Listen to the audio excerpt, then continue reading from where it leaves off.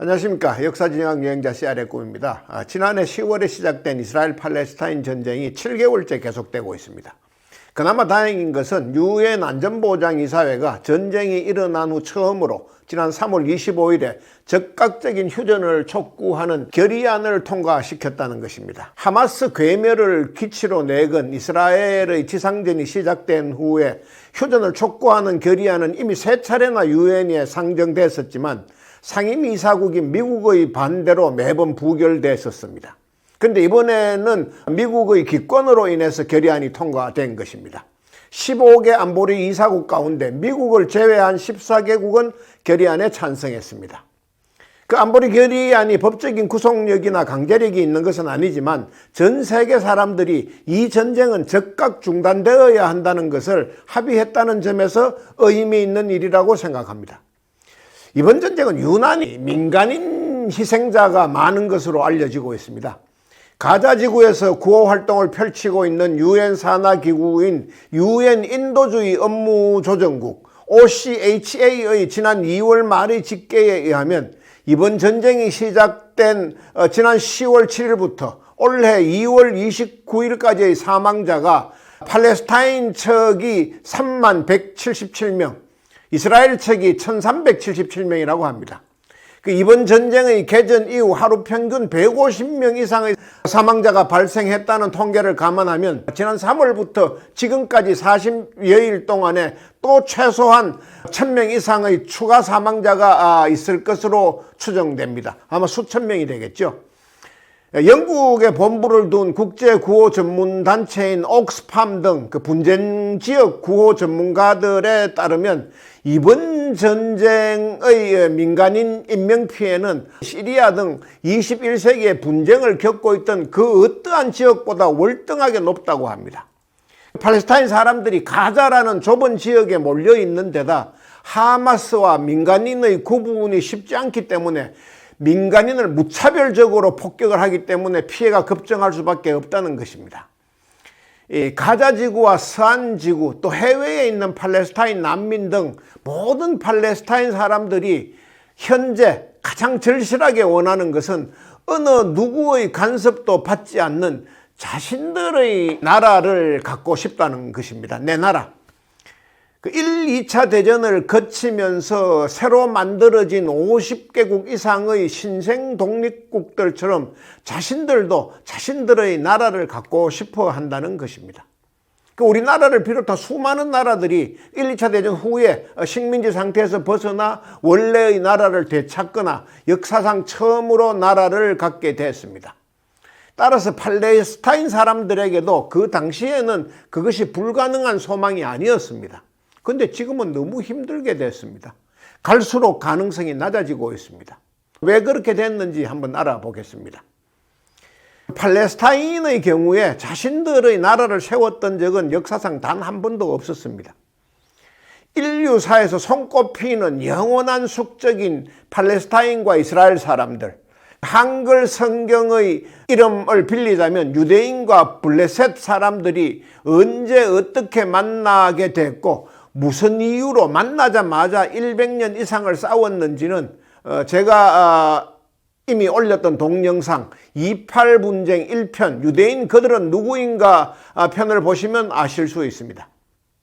하여간 그때 유대인들은 자신들의 나라 이스라엘 왕국을 세웠습니다만 팔레스타인은 국가 건설에까지 이르지는 못했고 그 후에도 그 꿈은 이루지 못했습니다. 지중해 주변의 중요한 땅, 소위 레반트 지역으로 불렸던 그곳을 독점적으로 차지하려는 주변 강대국들이 너무 많았기 때문입니다. 그 지역은 지중해를 끼고 있는 좋은 항구였을 뿐만 아니라 아시아와 북아프리카를 잇는 중요한 전략적 요충지였기 때문입니다. 그렇게 오랜 세월이 흐르다 19세기에 이르러 세계는 민족주의 열풍이 불어닥쳤습니다. 세계의 많은 부족들과 그 부족들이 합쳐진 민족들이 자신들이 직접 나라를 만들어서 운영하는 그런 꿈을 갖게 된 것입니다. 당시에 앞서가던 나라, 잘나가던 나라, 영국과 프랑스 등을 따라하고 싶었습니다. 중동 지역, 그 중에서도 아랍인들이 많이 살았던 곳은 근대 이전까지는 국가라는 개념이 별로 없었습니다. 그 고대의 소아시아로 불렸던 터키, 또 페르시아 제국이 이어져 왔던 이란은 혈통이나 언어 등 여러 측면에서 자신들은 아랍 국가가 아니라고 합니다. 인종적으로 셈족계로 분류되는 아랍인들은 메소포타미아 문명이 소멸된 후에는 그냥 그 일대에 계속 살아왔을 뿐 특별히 국가를 만들지는 않았습니다. 7세기 이후에 이슬람 세력이 그 지역 전체를 장악한 후에도 우마이야 왕조 등으로 불리는 범이슬람권의 영향력 아래 있었을 뿐 개별적인 국가를 세운 경우는 없었습니다. 11세기 이후에 중동을 포함한 아랍권을 다스렸던 셀주크 티르크, 오스만 티르크 등도 아랍인의 입장에서 보면 타민족이었고 외부 세력이었습니다. 결국 팔레스타인 사람들은 늘 다른 제국의 일부로 살았던 것입니다. 그런데 1차 대전이 발발하면서 상황이 달라졌습니다. 당시 세계의 패권 국가이자 오스만 제국과는 적대적 관계였던 영국은 아랍 민족들이 자신들을 도와서 오스만 제국의 뒤통수를 쳐주면, 오스만 제국과 싸워주면, 그래서 1차 대전이 영국 자신들의 승리로 끝나면 팔레스타인 땅에 아랍인들이 국가를 세워주겠다고 약속했습니다. 역사에 소위 후세인 맹마흔 서한이라고 기록된 그 약속입니다. 하여간 그때 영국은 그 유명한 삼중 사기 계약을 맺었습니다. 아랍인들에게는 팔레스타인에 그들의 나라를 세워주겠다고 약속했고, 유대인들에게는 또 유대인들의 나라를 만들어주겠다는 소위 벨푸어 선언을 했습니다. 그런데 내막적으로는 프랑스와 둘이서 중동을 나누어 가지자며 1차 대전이 끝나면 그런 밀약을 맺었습니다. 소위 사이커스-피코 밀약이라 합니다. 그 각각의 협정이 무엇인지는 제가 이전에 올렸던 동영상인 28분쟁2, 드레피스 사건과 시온주의, 그리고 현대 이스라엘의 국부들 편을 보시면 잘 아실 수 있습니다. 제가 말씀드린 위에 두 영상은 광고 적합성 문제로 모두 노란 딱지를 받았던 영상들입니다. 어쨌든 자신들이 살아왔던 땅에 자신들의 나라를 갖고 싶었던 팔레스타인 사람들의 꿈은 영국의 삼중 사기 계약으로 인해서 물거품이 되고 말았습니다. 첫 번째 기회 상실이었습니다. 사실 1차 대전을 전후한 그때나 지금이나 생물학적인 의미, 혈통으로의 팔레스타인 부족이라는 건 어차피 없습니다. 그 바다 민족의 후예라는 혈연 공동체로서의 팔레스타인 사람들은 이미 수천 년 전에 소멸해 버렸다. 그렇게 보는 것이 옳을 것입니다. 기원전 13세기를 전후해서 그 지역에 정착한 후에 그들은 그냥 그곳에 살고 있었을 뿐이고, 그 와중에 그리스 사람, 로마 사람, 페르시아 사람, 이집트 사람 등등 그곳을 오고 가는 숱한 사람들과 피가 섞였고, 하다못해 유대인들과도 피가 섞였다는 것은 자명한 일입니다. 환경이 그럴 수밖에 없습니다. 당연히 가장 많이, 가장 오래 피가 섞인 사람들은 원래 그 일대에서 살고 있던 아랍인들일 수밖에 없고, 결국 혈통적으로 팔레스타인 사람들은 아랍계 셈족이라는 이야기입니다. 그렇게 됐을 것입니다. 그러니까 그 팔레스타인 사람들이 독립국을 세우고 싶다는 열망은 자신들의 민족 국가를 건설하려는 것이라기보다 그 땅에서 살아왔던 사람들이 그냥 그곳에 우리들만의 나라를 세우고 싶다, 그런 것입니다. 하여간 1차 대전 기간 동안 한번 영국에게 배신당했던 팔레스타인 사람들은 그 후에 벌어지는 상황도 마땅치 않았습니다. 자신들이 살고 있는 땅에 어느 날부터 유대인들이 자꾸 몰려들기 시작했기 때문입니다. 포그롬과 드레피스 사건으로 인해 시온주의 운동이 일어난 19세기 후반부터였습니다. 그렇게 들어온 유대인들이 1910년까지는 대강 8만 명 내외였는데 1930년대 초반에는 20만 명이 훌쩍 넘어섰습니다. 더 못마땅한 것은 그 지역의 통치를 맡고 있던 영국 측의 태도였습니다. 영국은 대놓고 유대인들을 편들어줬습니다. 유대인들은 영국의 중요한 자금 공급원이었기 때문입니다. 결국 팔레스타인 땅에서 영국인이 1등 시민, 유대인들이 2등 시민, 그것이 고향인 팔레스타인 사람들은 3등 시민 꼴이 됐습니다. 참다 못한 팔레스타인 사람들이 집단 저항에 나섰습니다. 소위 1936년에 있었던 팔레스타인 대봉기였습니다. 세계 역사에서는 아랍인 봉기 이렇게 기록하고 있습니다. 요구 조건은 크게 두 가지였습니다.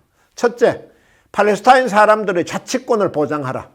둘째, 팔레스타인의 유대인 민족 국가를 건설하는 것을 반대한다. 이것이었습니다.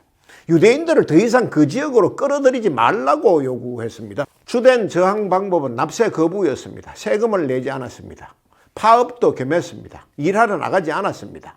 그런 기간이 3년이나 계속됐습니다. 결국 영국 측은 무력으로 저항을 꺾었습니다. 그 3년에 걸친 저항 기간 동안 5천여 명의 아랍인이 사망했습니다. 부상당한 사람, 구금된 사람도 각각 10,000명이 넘었고 그 중에 108명이 중호자로 몰려서 처형됐습니다. 다시 말씀드립니다만 서구권의 역사 기록에는 아랍 반란 혹은 아랍 봉기로 기록된 팔레스타인 사람들의 저항은 그렇게 허무하게 끝났고 자치의 열망도 다시 한번 꺾였습니다. 두 번째 실패였습니다. 팔레스타인 사람들이 자신들의 나라를 만들 수 있었던 세 번째 기회는 2차 대전이 끝난 후에 찾아왔습니다. 앞에서도 말씀드렸던 것처럼 2차 대전이 끝난 직후에는 세계 도처에서 신생 독립국들이 우후죽순처럼 생겨났습니다. 그때까지도 팔레스타인 지역은 영국의 위임 통치 아래에 있었습니다. 이스라엘과 팔레스타인 양측 모두 그 땅에 자신들의 나라를 세우고 싶어 했습니다. 더 적극성을 보인 쪽은 이스라엘이었습니다. 영국에 대한 불만도 유대인들이 더 컸습니다. 영국은 이미 1차 대전 때도 전쟁이 끝나면 팔레스타인 지역에 이스라엘이라는 나라를 세워주겠다고 했는데 부도를 냈습니다. 소위 말하는 벨푸어 선언이 그것입니다. 아랍 측과 맺었던 맥마흔 선언과 매우 흡사한 경우였습니다. 그런데 2차 대전 때 이후에도 또 그런 태도를 보인 것입니다. 전쟁만 끝나면 가나안에 이스라엘을 세워줄 것 같은 태도를 취했었습니다. 그래서 로스타일드 가문 같은 부자 유대인들은 영국 정부의 전쟁 비용을 계속 지원했고 벤구리온 같은 행동파들은 2차 대전의 전투 요원으로 참전했습니다. 그런데 전쟁이 끝났는데도 영국은 또 이스라엘 건국을 미적거렸습니다. 화가 난 유대인들은 당시 영국의 팔레스타인 총독부가 입주해 있던 데이비드 호텔 건물을 폭파시켜 버렸습니다. 킹 데이비스 호텔. 영국인 고위 공직자를 포함해서 무려 91명이 사망했습니다. 그러니까 세계를 놀라게 한 팔레스타인 지역의 폭탄 테러의 시작은 팔레스타인 사람들에 의해서 시작된 게 아니고 그때 이스라엘 유대인들에 의해서 처음 시작된 것입니다. 그 테러로 인해서 엄청난 피해를 봤던 영국은 자국 내의 2차 대전 설거지도 어려운데 유대인과 팔레스타인 건국 문제까지 신경 쓸 수는 없다면서 그 문제를 유엔에 넘겨버리고 팔레스타인을 떠났습니다. 그 후에 유엔은 두 민족은 더 이상 싸우지 말고 팔레스타인 지역에 이스라엘과 팔레스타인 두 나라를 만들라는 결의안을 채택합니다. 그 팔레스타인 분할안으로 불리는 유엔 181호 결의안입니다. 찬성 33대 반대 13, 기권 10표로 통과됐습니다. 유엔 회원국 가운데 미국과 프랑스를 포함한 서구권의 국가는 그리스를 빼고는 몽땅 그 안에 찬성했습니다. 소련, 체코, 폴란드 등의 동구권 국가들도 찬성했습니다. 1947년 11월 29일에 있었던 일입니다. 사실 서양 사람들은 유대인들에게 양가 감정, 두 가지 교차되는 감정이 있습니다. 유대인들이 아주 밉고 꼴보기 싫기도 하면서 또 역사적으로 자기들이 그 사람들한테 너무 잘못했다, 죄를 많이 지었다는 죄책감도 가지고 있었습니다. 그래서 팔레스타인 분할이 올라왔을 때 이번 기회에 이스라엘이라는 나라를 만들어주자. 팔레스타인이라는 곳에 대대로 살고 있던 원주민들이 있다고 하지만 그 사람들도 원래 나라가 없었던 사람들인 만큼 절반 정도씩 땅을 나눠주면 되지 않겠는가, 그렇게 쉽게 생각했습니다. 남의 일이니까 어차피. 근데 땅을 나누다 보니까 인구가 훨씬 적은 유대인이 전체의 56%, 원래 그 땅의 주인인 팔레스타인 사람들이 42%의 지역을 차지하는 것으로 분할안이 만들어졌습니다. 나머지 2%는 예루살렘과 베들레헴 등 종교적 특수성이 있는 곳으로 그곳은 관계국 간의 공동구역, 소위 국제지구로 지정했습니다.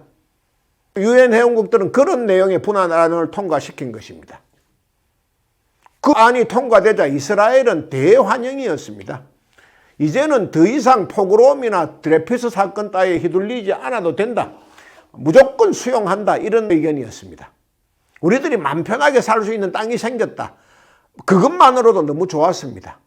그런데 말씀드린 것처럼 조건도 좋았습니다. 당시 팔레스타인 땅의 유대인 인구 비율은 전체의 31%밖에 안 됐는데 또 그들이 그 당시에 소유했던 땅은 전체 면적의 7%에 불과했는데 유엔이 무려 56%의 땅을 분할해 준 겁니다. 한마디로 웬 떡이야 하는 심정이었습니다.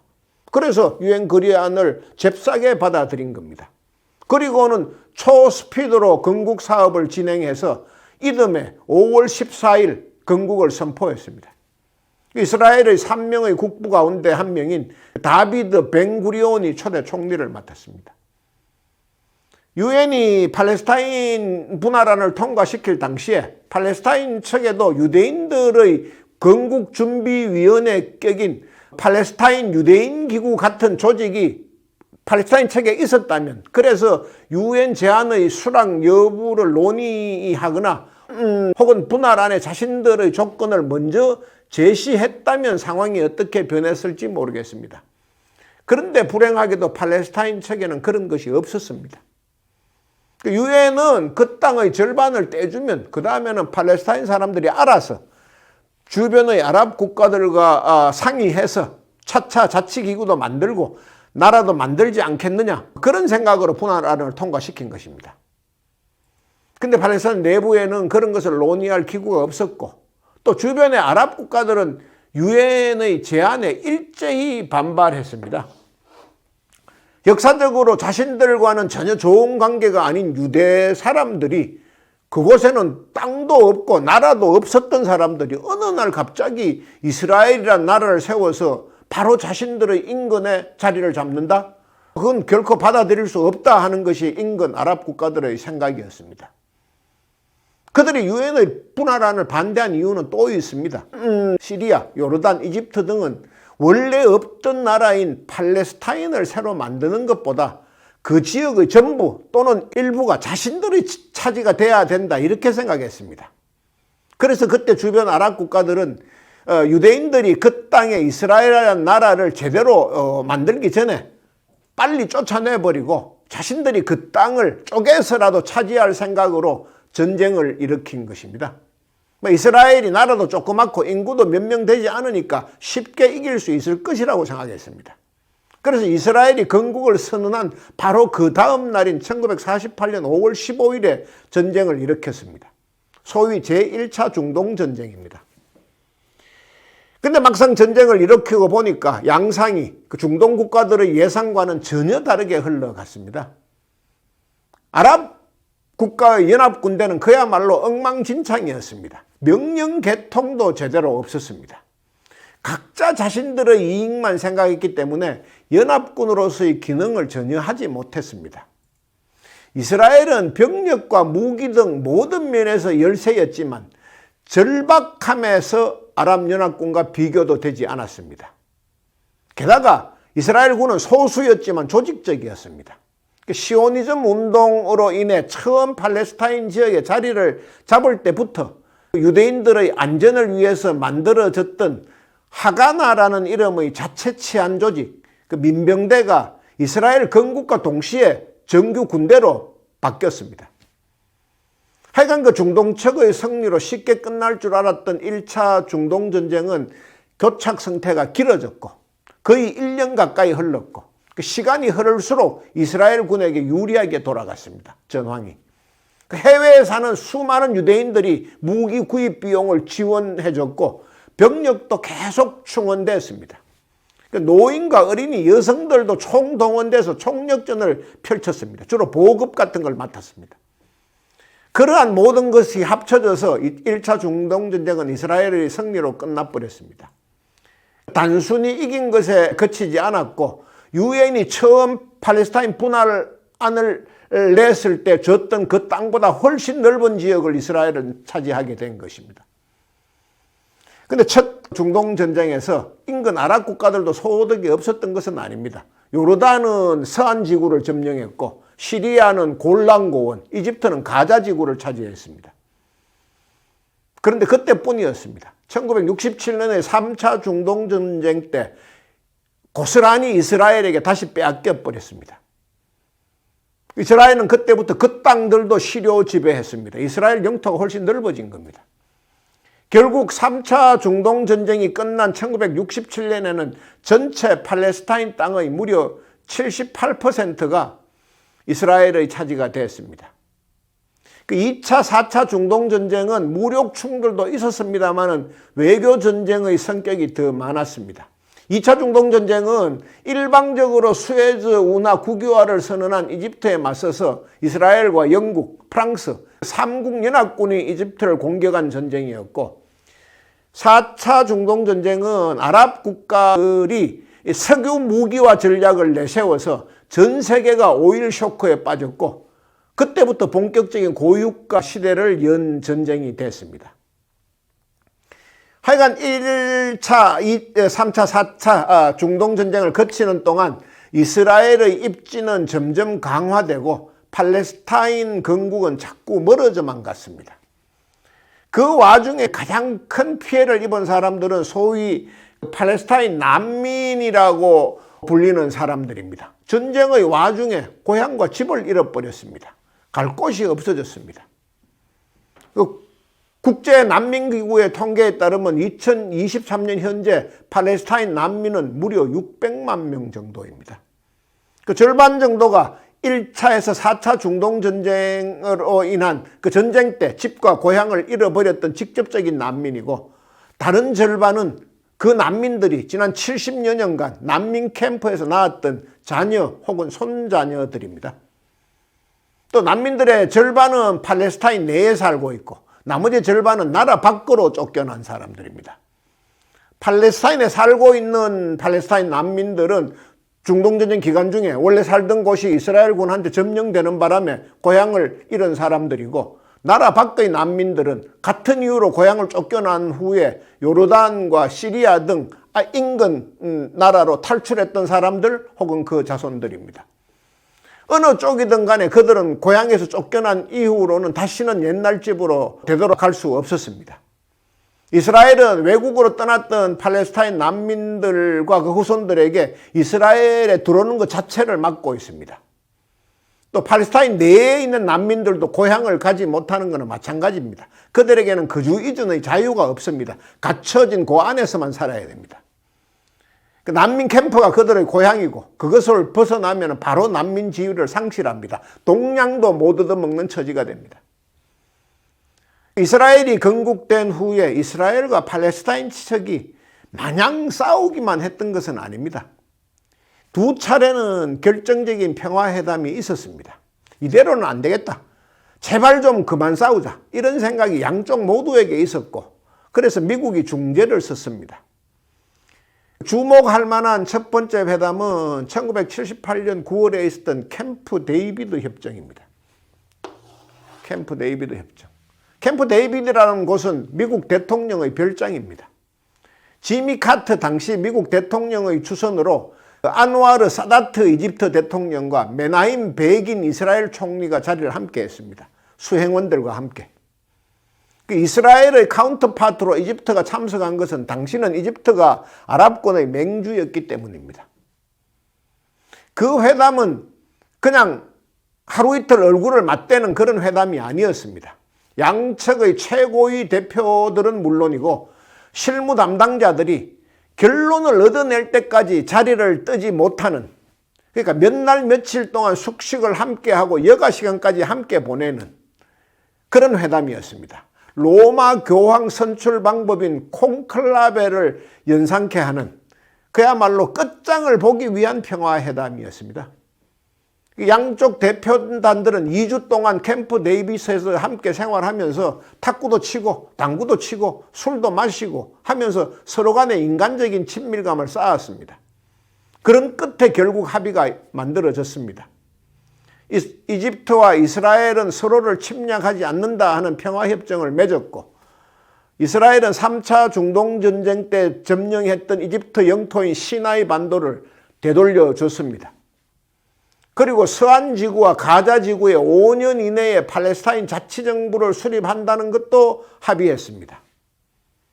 그 후에 그 협정은 지켜진 것도 있고 지켜지지 않은 것도 있습니다만, 그때부터 더 이상의 중동전쟁은 없었고, 무엇보다도 그 회담은 이스라엘 건국 후에 이스라엘과 아랍권 국가 간에 최초로 대화를 통한 협상을 했다는 것 자체가 큰 성과로 인정받았습니다. 또 한 번의 특별한 평화협정은 1993년 9월에 있었던 오슬로 협정입니다. 발표는 백악관에서 했지만 이스라엘과 팔레스타인 간의 협상은 8개월여 동안 노르웨이 오슬로에서 비밀리에 진행됐습니다. 그래서 오슬로 협정입니다.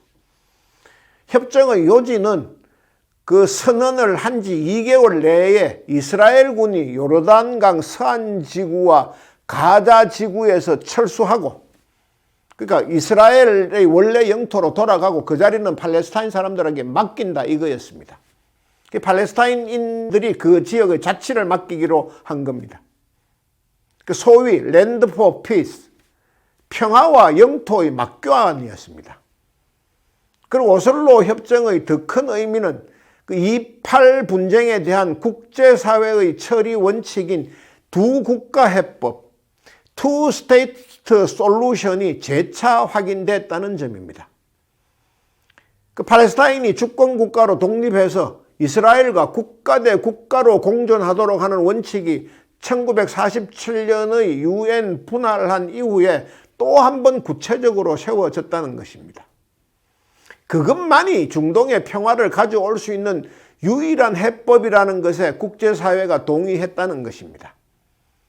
오슬로 협정의 주역인 이츠학 라빈 이스라엘 총리하고 당시 팔레스타인 해방기구 의장이었던 야세르 아라파트, 또 시몬 페레스 이스라엘 외무장관은 오슬로 협정을 맺은 공로로 그해 노벨 평화상을 공동으로 수상했습니다.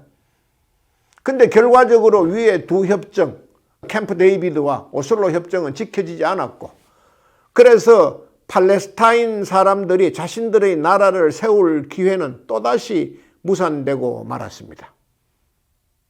캠프 데이비드 협정의 이집트 측 주역이었던 사다트 대통령은 협정 성사 2년 뒤인 81년 10월에 자신이 주도했던 4차 중동전쟁 성전 8주년 기념식 도중에 현역 군인들에게 암살당해서 죽었습니다.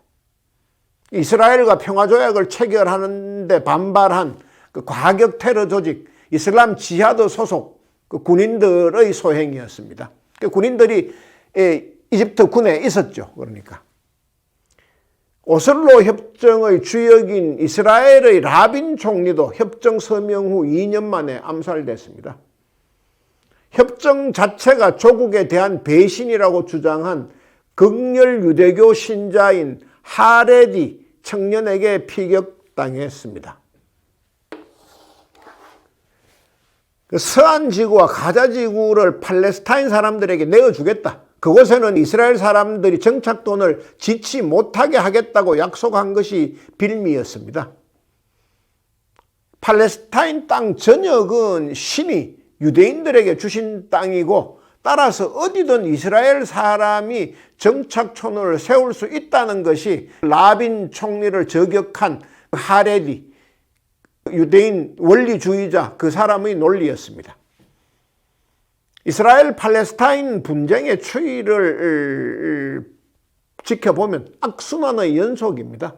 갈등이 풀리려 하면 누군가가 또 갈등을 조장하고, 평화를 논하는 사람을 배신자 혹은 비겁자, 배교자로 낙인 찍어버립니다. 강경한 쪽으로 더 선명성을 내세우는 사람들이 득세하고 자꾸 총리가 되고 뭐가 되고 높은 자리로 올라가고, 평화를 이야기하는 사람들은 자꾸 선거에서 떨어집니다. 그리고 강경파들로 인한 핏값은 보통 사람들, 평범한 이스라엘, 팔레스타인 민간인들이 대신 지불합니다. 참으로 안타까운 현실입니다. 다음 시간에는 28 분쟁의 마지막 시간으로 지난 10월 벌어진 이스라엘 하마스 전쟁, 이스라엘 팔레스타인 전쟁의 최근의 양상, 어떻게 전개되고 있는가 하는 거하고 분쟁의 해결 방법은 도대체 무엇일까에 대해서 한번 알아보도록 하겠습니다. 오늘은 여기까지 하겠습니다. 감사합니다.